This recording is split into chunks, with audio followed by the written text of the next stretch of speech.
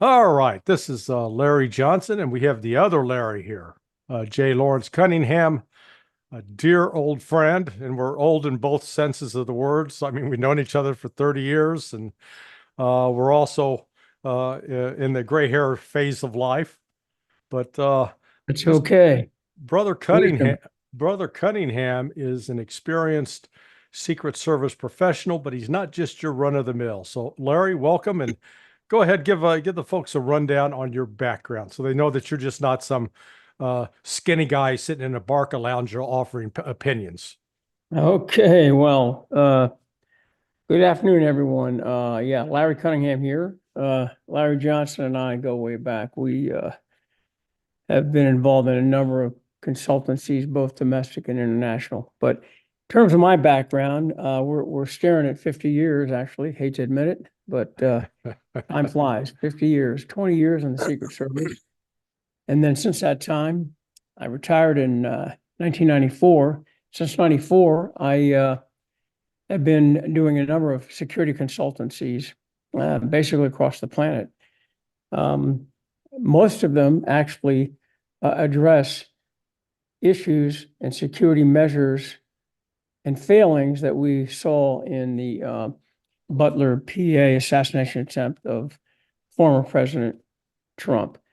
Um, it's noted that I was involved in probably 30 or more security advances, mostly leads for President Reagan during my tenure at the Presidential Protective Division in Washington, D.C., before I was reassigned to the field. That was 1982 to 1987.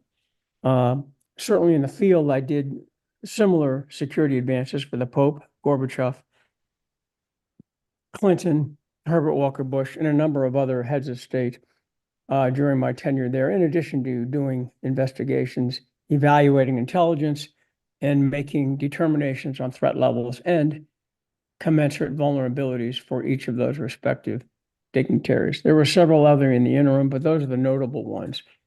Um, in addition, I've been involved with a variety of security consultancies where I've assessed risk for a variety of corporations and other countries, organizations. For example, the United Arab Emirates Royal Family Security Detail and Measures and resources in the UK. They have a number of properties there. I spent about 2 months evaluating and making recommendations based on the surveys.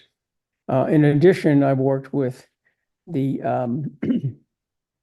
in Saudi Arabia evaluating their security, particularly their officer corps, and I train them with other agents and other government resources to bring them up to snuff. I've also had in the private sector, just to name a few, I've evaluated and restructured the security detail for Oprah Winfrey and Michael Jordan and other notable folks, to include Harvard University, GW University, NASCAR, and a variety of other organizations. I've had smaller ones as well. And notably, I can tell you that the security measures are similar. Maybe the number and the quantity may be different, but the basic elements are the same, whether we're talking about a foreign dignitary from an obscure country in Africa or the President of the United States, or a small protective detail driving Oprah Winfrey from her apartment to her studio. Doesn't matter.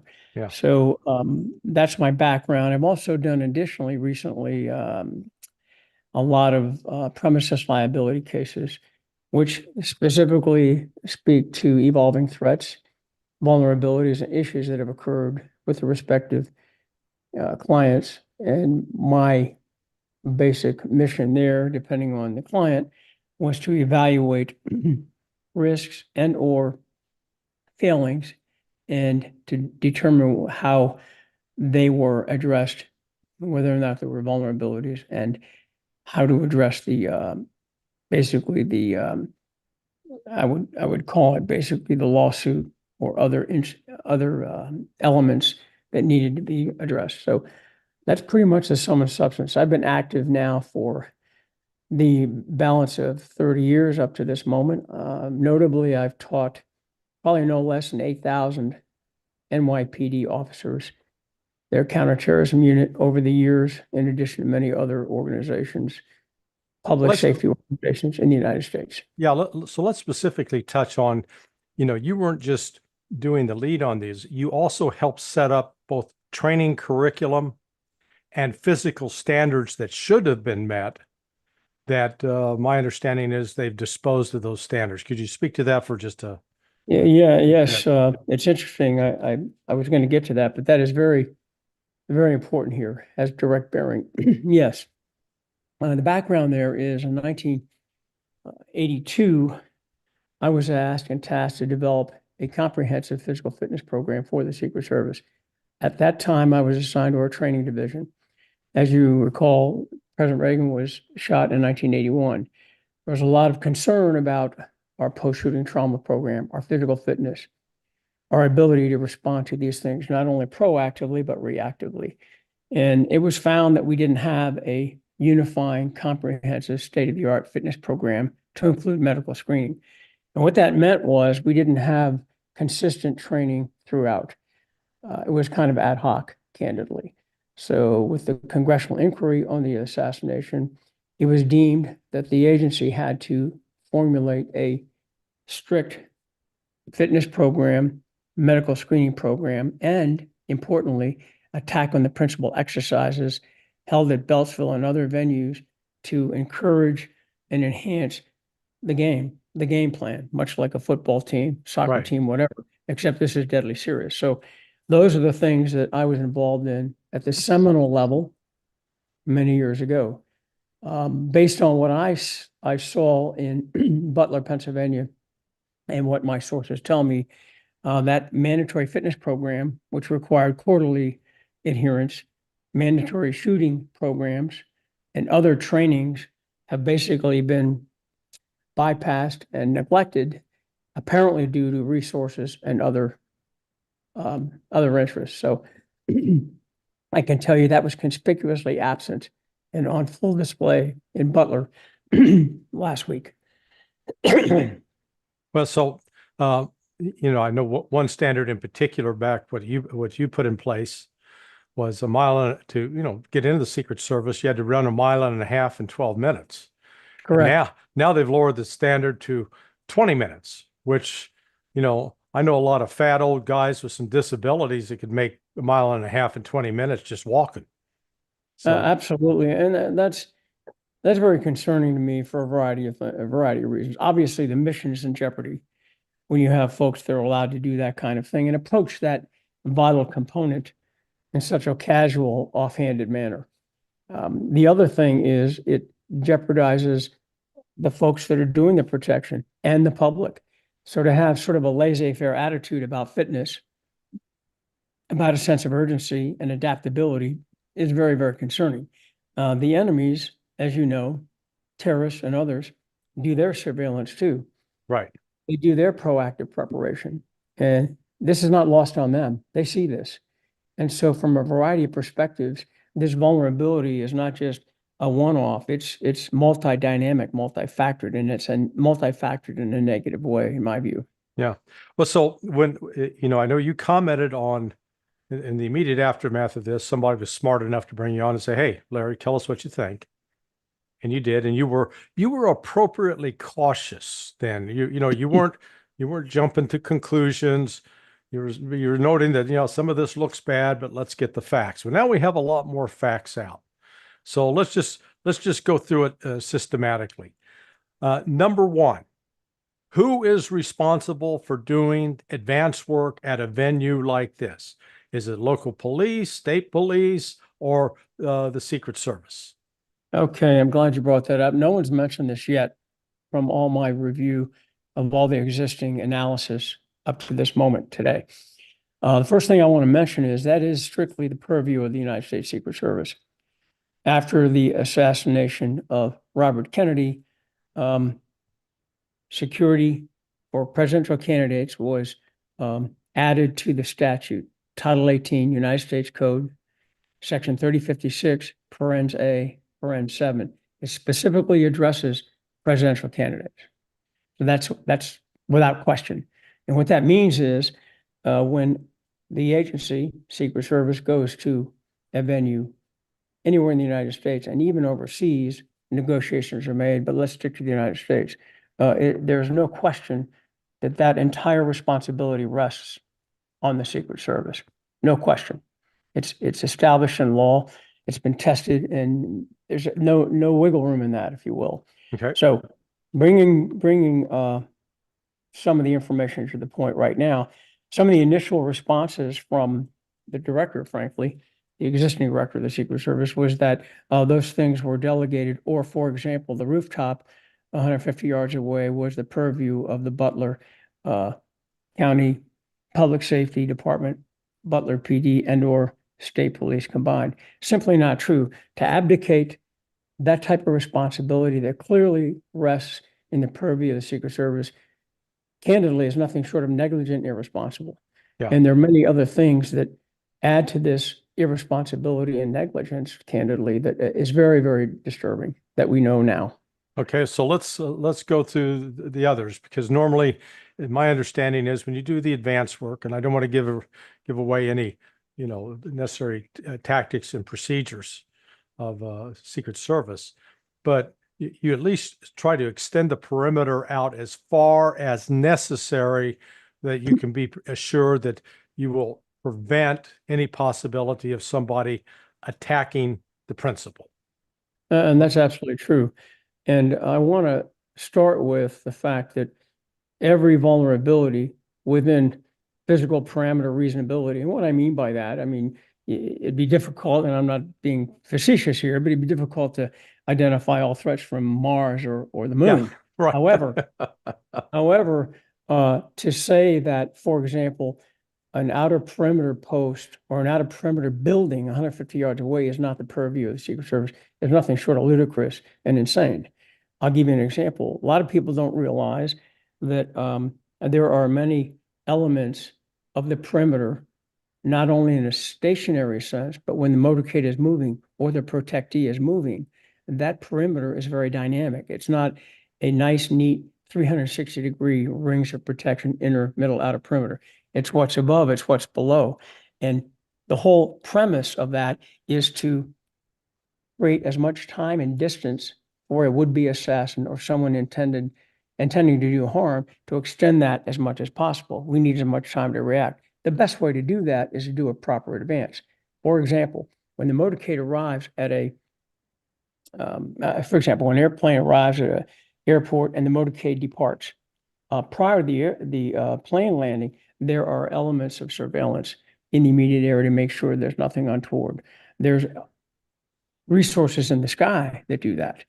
When the protectee lands on the ground and gets into the motorcade, that basically begins a cascade of other security elements, a very proactive level under normal circumstances. For example, there's a helicopter, and that precedes the motorcade by significant distances. There are supposedly, should be a drone that does the same thing, especially at the site. Well, that helicopter element or the pilot car, for example, in a motorcade and other proactive elements have done a lot of work the day before, the day of, hours before, 20 minutes before. And their whole purpose in life is to look and see, are there any vulnerabilities that have developed in the last 10 hours? Yeah. 5 hours or the last 10 minutes. The point of that is it's not restricted to 150 yards. That's the point. It can be miles. And to say that we all are only responsible for areas within a perimeter that we've defined is simply wrong, simply wrong. Secret Service is supposed to be responsible for any threat within reason, to be able, within physical reason and capacity, to be able to identify and neutralize. So that particular response is completely irresponsible and devoid of any understanding of physics and the statute. Now, as part of the advanced work, they also, once they determined, hey, we got this building, got line of sight, if a sniper was up there, the Secret Service would necessarily place themselves or place state or local police up there with this particular mission you keep your ass up here until the event's over, and you're going to be in radio communication with us in the event you see anything. Absolutely. So that would be the SOP for this, correct? Yes. And I can, yes, absolutely. And I can tell you from my experience, and I've had small, medium, and large venues with as many as 80,000, for example, at the advance I did for the Pope in Carmel and Salinas, California. I've done many levels of protective arrangements and security advances of things in between. But the bottom line is, depending on the venue, depending on the geography, and depending on the threat level and the resources available, we put together a plan in an integrated, collective way, cooperating with everybody involved to determine what is the best way to maximize maximize protection for identified vulnerabilities, clearly identifying what the roles and responsibilities are and post it accordingly.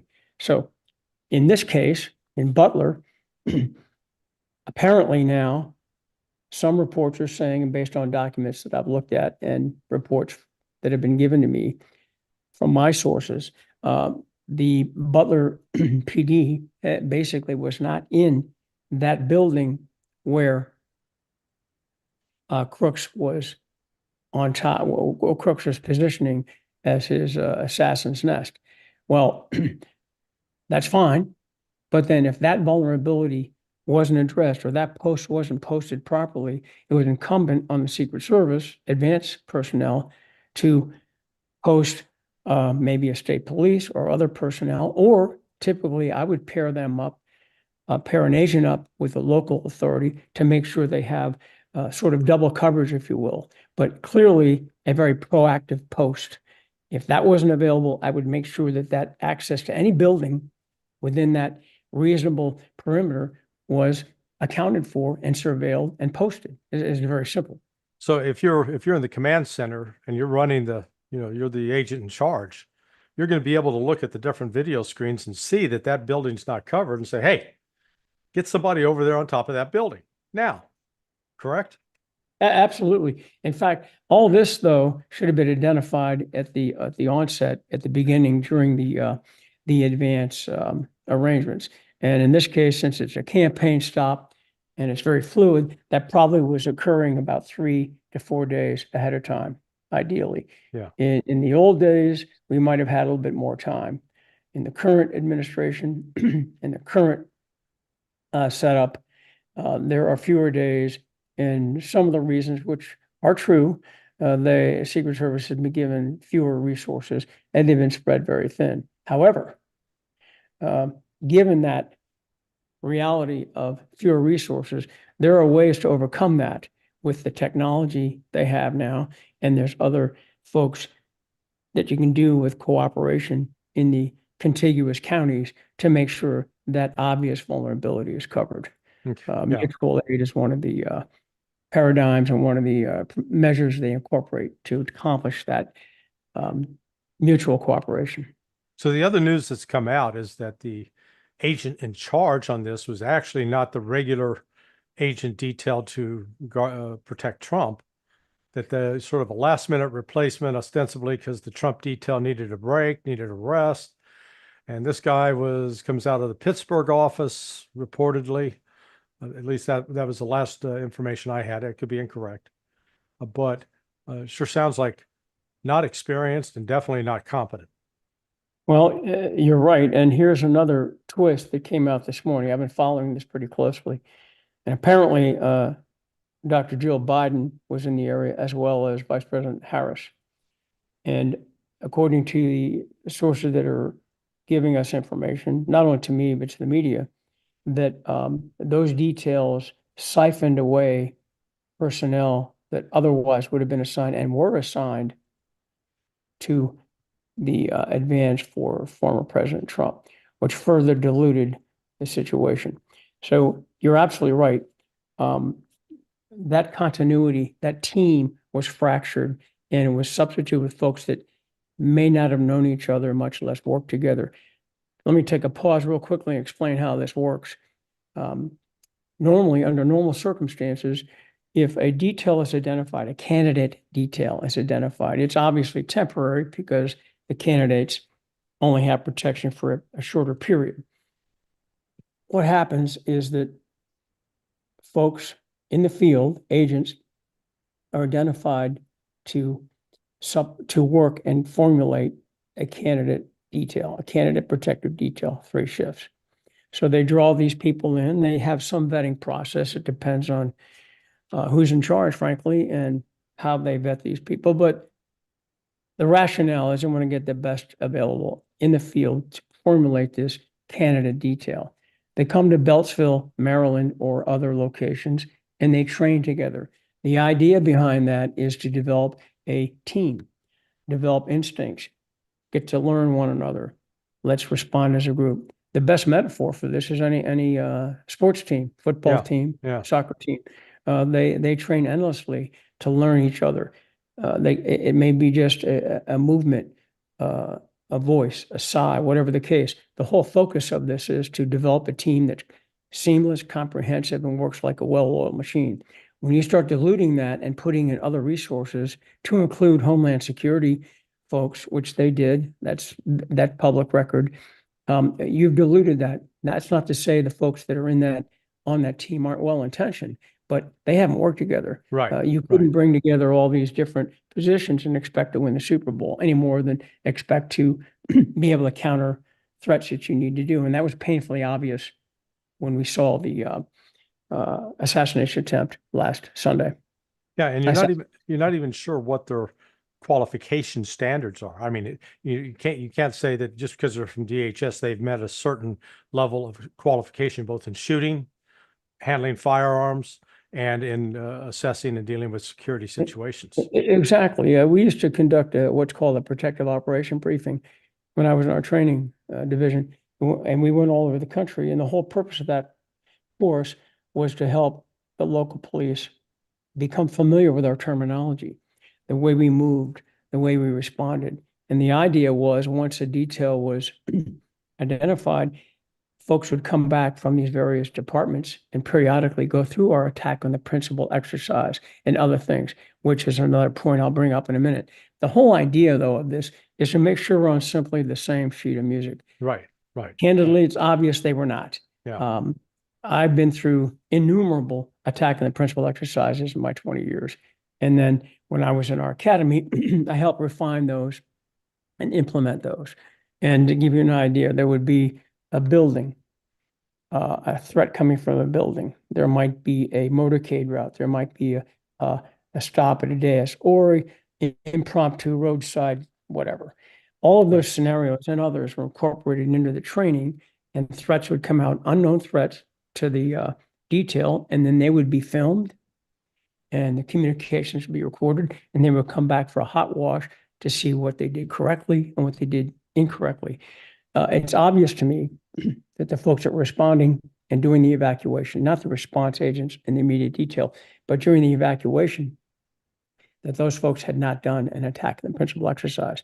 And I do want to mention that the inner perimeter response was good. They covered the protectee quite well, and they evacuated when apparently they deemed it appropriate. I wasn't privy to that communication, but the actual guideline is what we call alert, shield, and evacuate. Is there a problem? Yeah, gun, whatever the case may be. Shield, which they did very well, and they evacuated. There are a lot of dynamics and nuances in that are different for each attack, but that's the general response, and they did well at that. My concern, as well as everyone else's, is what in the heck is going on in the outer perimeters, counter snipers and so forth. And that speaks to the advance, that speaks to interaction with the police and so forth and so on. And this is where we have, candidly, a terrible disconnect.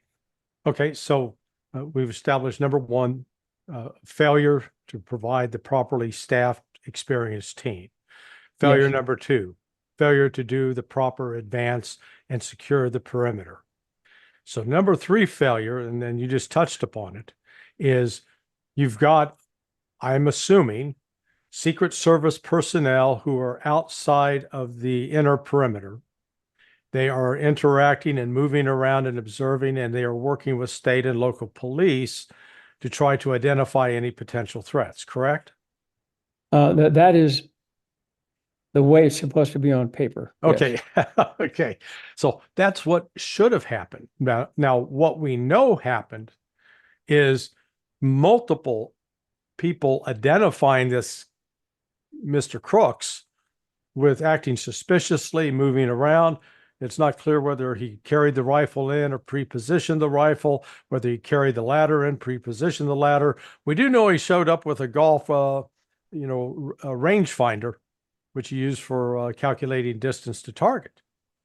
And with all of that, it was communicated back to the agent in charge in the operations center. And so this brings up failure number 3. Once you've Okay. identified a person of suspicion, why the hell did they let Trump go out on stage until they resolve that issue? And this is the burning question, and candidly, the burning mistake, if you will. It's just incomprehensible to me and anyone that's done in advance. And let me refine what you said there a little bit, Larry. He was identified as a person of interest at 5:30. Yeah. Actually, no, earlier than that. I think it was 5:03 or 5:06. So it wasn't until literally 35, 40 minutes later that he was found again based on observations and so forth. To me, that's the first glaring problem. Once that's reported, that should be the responsibility of a roving team, whether it's a team that's been established with the Butler PD or state police, but primarily that responsibility rests with the Secret Service. When an advanced team is normally set up and with the normal resources, there's such a thing as called a roving team, which they implemented at the White House after the fence jumper about 10 years ago. And they've had that particular element at most advances throughout the last 40 years at least. And the purpose in life of that team is to do exactly what we're talking about. Yeah. If a person of interest is identified or a suspicious activity is identified, that team, intelligence team or roving team, whatever you want to call it, they call it an ID team in my era. Their job is to go out and ask questions about this and make it a top priority to find out who this was, what was the behavior, what did he look like, whatever they could possibly find out. In police parlance, that would be considered an APB. Yeah. Obviously, Yeah. if a person of interest is at an area like a rally site with a high-level protectee, candidly, that should be among the highest priorities of that moment. There are others, certainly, but that's something that a team should be dispatched to address ASAP. Right. That wasn't done because there's a void of time there, at least 30 minutes and more, 40 minutes where this person was unknown, and then they found him again. Apparently he was engaged, or someone noted that from a counter sniper perspective. 2 officers climbed up on the air conditioning unit and peeked over the top and saw the individual. And then yet there was several minutes after that when they actually between the time they actually identified a imminent, there's no other way to describe it, an imminent threat. There was a painful lapse of 5 and 10 minutes. How that should work, and it's been admitted by other agents that have done advances more recently than I, but it's just simply common sense. That particular notice with high urgency, top priority should be communicated to the command post. Right. Apparently it was, I hope, if there were interoperable communications, but for whatever reason, it wasn't acted on. That is among the highest priorities that you would be given in a command post. The command post is set up with Secret Service representatives and the local public safety authorities in there, and they would hear it all together. It's not just one channel, it's multi-channels in there, interoperable communication. That would have been the highest priority. And to your point, Larry, that is when they should have halted everything and kept the presidential candidate or other protectee in a holding area. Proper advances have those areas, places to hide, areas to hold in case there's a problem, a secure area, whether it's the limo or whatever. You're absolutely right. With that kind of information, the protectee should have been sheltered in a safe area until that was neutralized, identified, or cancel the event until we can identify if this is a lone person, are they acting in concert with others? And that brings to mind lots of other things. So these are some of the terrible missteps that we had. Other things that, to your point, that we're missing here was the helicopter that which I described, drones, IR sensing equipment, and candidly intelligence roving teams. And worse, they actually reduced the number of agents and siphoned them to other areas. Now, hold that thought, those things I just mentioned, those pieces. Now we have credible intelligence, credible reports that there was a threat from Iran to take out former President Trump. That's been ongoing, but apparently a human source a human source from our folks overseas transmitted that to the FBI and the Secret Service. The point is here, they knew that there was an ongoing assassination threat to former President Trump. Worse, though, they knew that it was more recent, and it was more recent intel saying that that threat was still alive and still viable. This is well before the rally in Butler. So we have a situation where we know over time, Iran has been very public about their desire to take out former President Trump. How in the world, with that intelligence, would you allow these elements that are normally given to most advances and most protective venues not be included? Worse, how in the world could you justify siphoning agents from that to another venue, another protectee that didn't have that same type of assassination threat from a enemy state? This is the part that drives me nuts and makes me very, very concerned. So in the face of this kind of threat, you have allowed yourself, or you weren't given, and I don't blame the advanced agents entirely. I know they're at the mercy of the folks that give out the resources, but whomever's making the decision at the higher level, how could you possibly justify siphoning agents to somewhere else when you have a viable threat that's been reinforced and doubled down on from an enemy state? Yeah. Worse than the next piece, knowing that, how in the world could you allow that protectee out of the secure area and onto the dais exposed until you could neutralize that threat? So these are the things I know right now. Yeah. And there's others. And I'll let you know, I'm skeptical of the Iran threat information coming out just because of the tradition of CIA and FBI to lie in these situations to try to turn the heat off elsewhere. But the point is, let's say it was Iran, or it was any of the adversaries we've identified, that it was ISIS, whoever. The point is, if you follow proper security procedures, it don't matter. They're not going to be sitting up on the roof taking a 150-yard shot. Absolutely.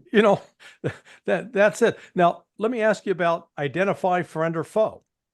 I don't know what the practice was in your day, but what police do when they have color of the day, so you know who's authentic, who isn't. We've seen it both in the Russian army and the Ukrainian army. The Ukrainians wear a band around their arm, and the Russians wear a white band. I understand that one of the issues that was out there for the counter sniper teams were they were not sure initially if this guy was part of local police, state police, or if he was actually presenting a threat.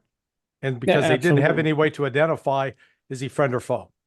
And you're absolutely right. And this I've seen in a number of different reports and from my sources. I can tell you that that kind of disconnect would require stop everything.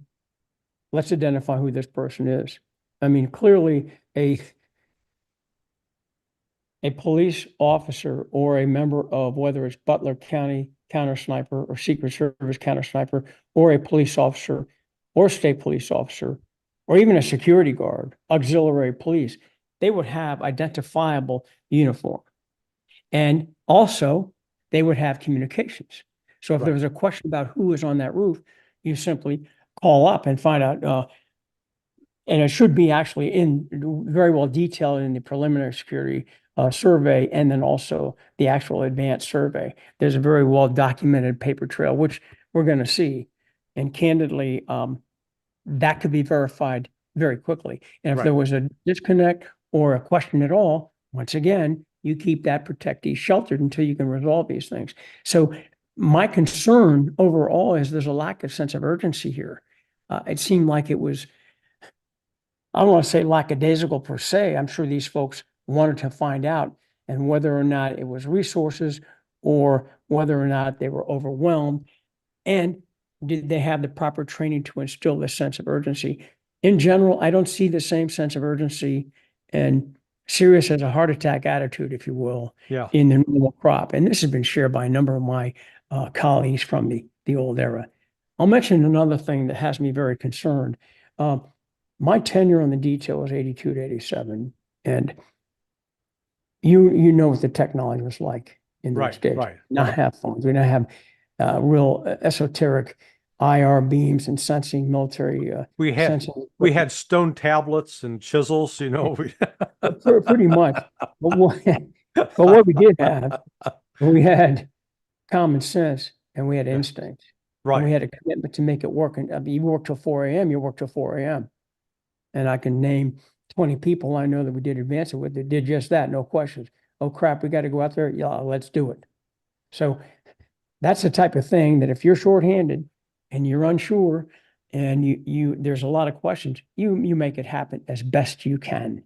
I remember my boss at the time was as committed as they get. And admittedly, among all of us, we knew that we could cover about 70% based on available equipment, intel, and diligence. Yeah. There's always an element, 30%, 25%, that you simply cannot account for. You take a protectee into a public area, you're exposed, as simple as that. A venue like a rally, it's even more concerning and more difficult. So the point is, if you go by the numbers of the existing documents, couple that with your instincts, couple that with your best diligence, and you put all that together, you might get 70%. But what happens when you miss something? That's the magic. If you're working hard and you've done all the other things properly, you will have developed a go-to list, a go-to behavior, a go-to protective behavior that can kind of adapt as you go. Is it perfect? Absolutely not. Yeah. But that's the kind of thing that, heck, a football team does, soccer team. I mean, things happen on the field that you don't always anticipate. But if you've done your good training and you've developed a good rapport among your core agents, you're able to adapt to that and mitigate that pretty successfully. Yeah. So these are the kinds of things that have me very concerned. It's not just the 1, 2, 3, we're looking at these documents, which are extreme failings, but there's another element there that I don't see happening. And candidly, I think it's a critical element. If you're going to put a team together that's as serious as a heart attack, life and death, you better have trained ad nauseum. And if you can't cut it, I'm sorry, George, you can't cut it here. We're going to bring somebody else in. You want that team to be as committed, as dedicated as possible. And I get fired up about it because this is solvable and it was preventable. Yeah. It's just like when I went through get certified as a training counselor, which means certified as somebody who can train pistol instructors. The qualification was you had to put a 6-inch grouping at 15 yards with a minimum of 16 to 20 shots inside that 6-inch grouping. If you can't do that, you didn't qualify. It was very black and white. It didn't matter if you got 15. It didn't matter if you got 14. You either got the minimum of 16 or you didn't qualify, because you're going to be in a position of teaching people to be instructors. And if you can't do it yourself, what the hell basis do you have instructing anybody? That's definitive criteria. And you're speaking to something that has me concerned once again. Jason Chaffetz has been online. A lot of folks have been talking about this. He in particular was involved with the inquisition of Secret Service culture, methods, resources, behavior, and performance. And that was brought up after two things. After the penetration of the South grounds, where the jumper jumped over the fence, ran up to the South grounds entrance, went in through a door that should have been locked. It's all documented, all public record. The officer there let that person in. Okay, now we have an outside threat that's traveled 100 yards at least, up to the inner sanctum, inner perimeter. Yeah. They're inside. They have a weapon of sorts, clearly not authorized or screened. And an off-duty agent was able to recognize this as being a problem and neutralize that person, arrested that person, and tackled, etc. So, two things: the counter snipers were on the roof at that time, or were they? They're assigned there. I don't know that they were vigilant on those on that area, but they have 2000s-esque technology. We had 80s technology. And there's a bleep, a warning that tells people when that perimeter has been penetrated. I don't know what happened to that, but based on all that and other issues that have occurred, behavior issues as well as response issues, Jason Chaffetz and also Lieberman did a full expose on everything they found. And candidly, it ran the gamut. And if you have a minute, I'll just explain why it's so important. Yeah, go ahead. Number one, the culture didn't always trust the hierarchy, because the hierarchy couldn't do exactly what you're talking about. They couldn't walk the talk. They were expanded to beyond belief in terms of resources, did not have enough resources. The other thing is, during that period, a lot of senior folks retired. Just the timing and the chronology at that moment, those folks were retired early. Not early, they just retired. But those mass retirements created lots of voids for agents that were not otherwise prepared to fill those positions. They were filled. So we had a void in leadership because those folks were prematurely placed in leadership positions they weren't necessarily prepared for or had the background and experience. Right. That was another factor. Then they had resource issues, which contributed to this. Like my French teacher would say, c'est pas d'excuse. There's no excuse. It's a reason, but it's not an excuse. Right. If that kind of thing was noted, and there were other opportunities to address it, and it wasn't addressed, that's on the leadership. Right. And that was a real problem. And that's exactly, frankly, what we're seeing repeat itself here 10 years later. Well, so let's go to the SOP for counter snipers. So there initially, it looked like there was only one counter sniper team. They're the ones, as you're looking at President Trump, they are to the left of the audience up on a roof, or to Trump's immediate right behind him. Actually, there were two teams. Yeah, but there were, but I'm saying the one that people saw were the guy with the tripod up, and then the guy laying prone, which then led to that stupid comments by the Secret Service director about the slope of the roof, which has led to just an explosion of memes making fun of the Secret Service. Such things as you can Fed-proof your house by installing a ramp. That way the Secret Service can't get up at that kind of thing. Anyway, it's tragic comment. So that it was assumed that they were the ones, but then it later comes out their vision was occluded by a tree. A tree obscured their line of vision, so they were not actually able to see the shooter, even though they were looking for it, trying to find him. Second, when the shooting started, they hunkered down, or they started taking cover instead of returning fire, which is what you're supposed to do. But as you correctly noted, it turns out there was another counter sniper team to Trump's left, and as the audience looked at Trump, to the audience right, up on a roof, and they did have the clear line of sight, and they're the ones that took the shot that killed Crooks. Question is, did they have to wait for instructions to be able to take the shot, or did they have permission to take the shot if they believe there's a threat? Okay, that is something that's, in my experience now, it's been many years, 40 plus years since I've been on the detail, but that hasn't changed. They have the purview. It's well established in the docs, in the standards, operating procedures, that the counter sniper team have the purview, the unique purview to autonomously take out a well-defined threat. Again, no excuse. They don't have to go to the upper manager to do that. That is a purview that they have. It's in the documents, it's in the SOPs, it's been approved. And that's been true for at least 40 years that I know, and probably longer.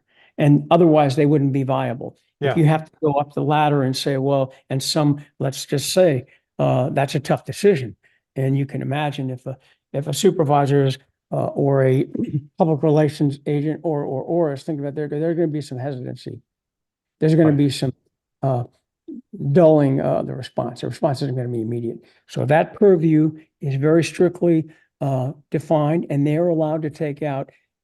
They're obligated and mandated to take out a threat like we saw last Saturday without running up the flagpole, and that's well established. And apparently, there's some questions about whether or not that was done, whether or not they ran it up through the flagpole. Yeah. Again, we get back to the point that the command post knew this. Someone in the command post had this information. We're going to find out they couldn't make a decision. It was they're not used to it. They're concerned about it, whatever the case may be. And so that's why you had that delay from the 3 shots and then the additional 5. And let me go back just a little bit. The director in charge during that period of time when that fence jumper made it all the way up to the inside the White House, that director at the hearing praised the agents for using restraint. Yeah. Now, I don't know if that was a personal thing or if that's in the culture now. It appears to be, but we're not talking about restraint if someone wants to kill people, particularly someone wants to kill someone that you're mandated and trained, and that's all you do. That's your Bible. That's your first response to take out a well-defined threat. When someone jumps the fence and runs up to the White House, you need to take it out. Yeah. I mean, you're going to get fallout and everything else, but to wait is unacceptable. So to call that restraint is really an oxymoron when you're describing the responsibilities of a counter sniper. But your job as the Secret Service, it's real simple. Yep. To protect the protectee so that they are not harmed. Exactly. And if you don't protect properly and they're harmed, you fail. This was a failure. There's no other way to look at this. As absolutely, no participation ribbon. It's a failure. Now, where does the blame go exactly? I'm giving a little bit of a pass here. Certainly, Inner Perimeter, I thought, did a pretty decent job. Let's even take the attack and the principal training out of it, whatever. But we're talking about leadership, the message that's being sent down, whether it's direct or subconscious or subliminal. The bottom line is you don't get that sense of urgency. Also, they haven't been given the opportunity to train. So now we have 2 big problems when you come to responses. There's a little bit of a hesitation. You can't have hesitation in a direct threat like this, and you need training. So if those things are lacking and you're not given the support you need, whether it's moral support or mandated support and resources, you're going to get hesitation. You're going to get a problem. We saw last Saturday. Now, what about the orientation of the second counter sniper team? Because you would, and maybe I'm incorrect in assuming that those teams should be, I guess, oriented in opposite directions. But in this case, that second sniper team was also oriented in the same direction where the shooter was, because there's no way for them to hear gunshots, turn around, get on a scope, and hit and shoot crooks. Because I've seen some reports claiming that the shooting went on for 26 seconds, which is complete bullshit. Yeah, I know, it's unbelievable. It's 6 seconds. It was a 6-second total amount of gunfire. I'm familiar with the counter snipers in my era, and even more recently, the last maybe 10 years, I've supplemented some advances. For example, the World War II Memorial dedication, some other things. I can tell you that normally they do a very comprehensive, thorough survey. And the whole idea is to look at the site, look at the dais, wherever the protectee is going to be, and then their job in life is to look around to any vantage point that would offer a good shot or someone to cause harm from a other location, whether it's a tree, a berm, a hill, another building. And based on that and their experience, they position themselves accordingly. I haven't seen enough documentation to see if that second position was in the right place. Based on the maps that I've looked at in the schematics, I question it.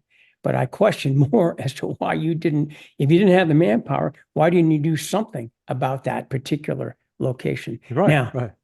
apparently the Butler County Commissioner, and this is unverified now, it also came from him and also reports from another commentator, actually Dan Bongino, who has experience with this and also has connections. Apparently, there was a Butler County counter sniper team that either didn't show or wasn't assigned, or also may have been positioned somewhere else we don't know about, that may in fact have taken that shot. We don't know yet. But if these kinds of questions are out there, again, it speaks to a very shipshod Yeah. weak advance. This should be dialed in like clockwork. There should be absolutely no question, especially when you consider such a critical element of security in an open environment like a rally. Now I want to debunk one of the conspiracy theories that's out there. There's a lot of people now saying, oh, there were 2 shooters, or some of you saying 3 shooters. And I come back, I say, if there were 2 shooters, or let's say even 3, number Yeah. one, how were they communicating with each other to coordinate shooting? Because if Crooks is shooting, we don't hear any shots before Crooks starts shooting. And once Crooks is dead, we don't hear any more shots after he's dead. Exactly. So if you've got a second shooter or a third shooter, what's to prevent them from continuing to drill into the back of the heads of some of those Secret Service agents? If their job was really to kill Trump, and you had organized at that level with multiple shooters, they would have kept lighting up the stage until they got him. That didn't happen. I think you're absolutely right. But again, another concern I have is we haven't heard too much, and we may never, about the existing intel. We did hear about the Iranian threat, and maybe that's nebulous, whatever. Yeah. Regardless, we know that a lot of folks, based on the daily threat level, just by itself, directed to Trump, it's high level. Yeah. It's high Yeah. level. It's disproportionate to Dr. Deal. It's disproportionate to Harris, and frankly, disproportionate to Biden. He has the most threats of any of our protectees on a daily basis. And that fact alone should indicate that he should be given commensurate resources. And he was not, very simply. That's a fact. He was not given resources commensurate with the threat to counter the threat level. Okay, so let's wrap up with this by coming down to your fundamental judgment. Are we dealing with pure incompetence, or are we dealing with something that's far darker and more disturbing? Because, and I'll just simply point out, there's also the timing of this attack. 2 days before the Republican National Convention, had Trump not turned his head a quarter to a half inch to the right, he'd be dead, and the Republican National Convention would have just been a major food fight. It's not even clear they could have come up with a candidate. What do you think? Okay. I'm relying on my instincts. 50 years in the business, still learning, always able to learn more. The privilege of having been at a training level, policy making level, in the field as a street agent, and then also as a journeyman agent on the protective detail, and then a supervisor, and then supervising advances, and being an advisor for agents that were going to be assigned to do advances. So I've seen it from the ground up. I think it's multifactored. Based on my initial view of this, my first concern is the leadership and the training. The second concern is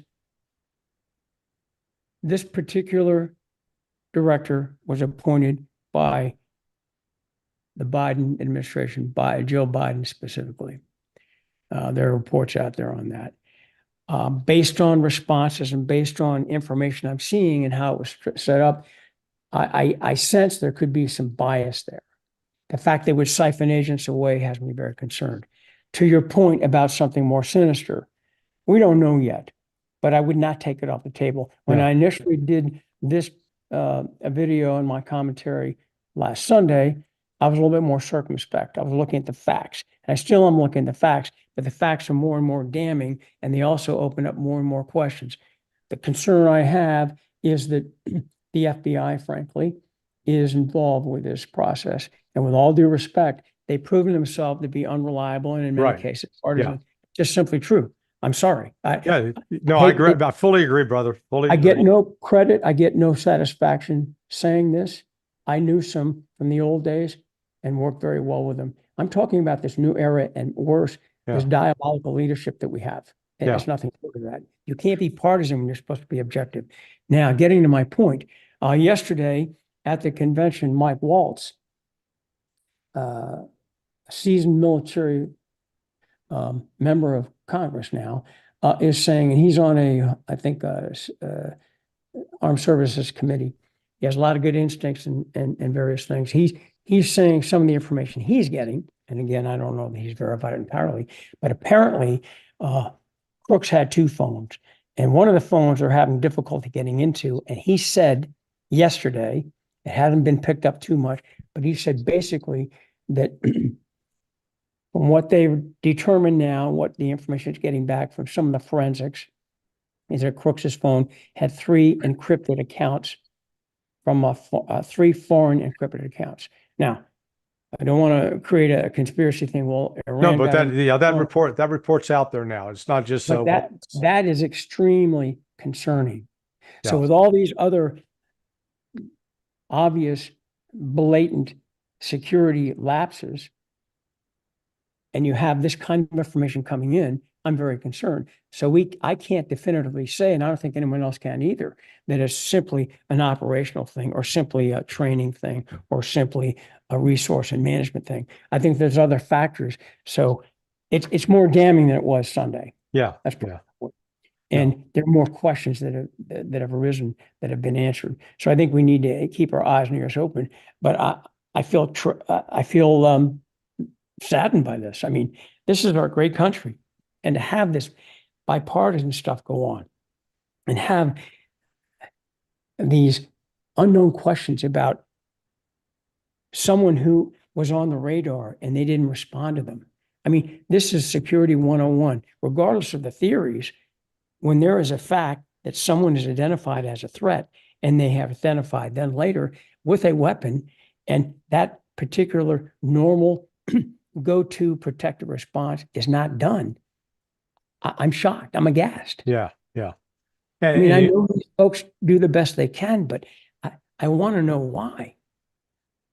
Yeah, and I know you've been getting phone calls from people, both former and current, that are expressing their concerns. And you and I know a bunch of people, like Doug Laird and Glenn Wynn, and some of the old timers.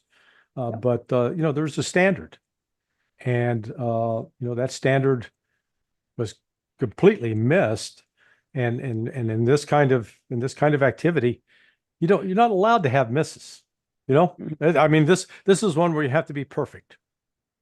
And I think, sadly, it's a multifactored problem. I mean, we're going to find out there's more percentages in one piece than the other, but it's a multifactored mess. I mean, there are so many opportunities to fix this, to adapt, or cancel it, frankly. Yeah. So anyhow.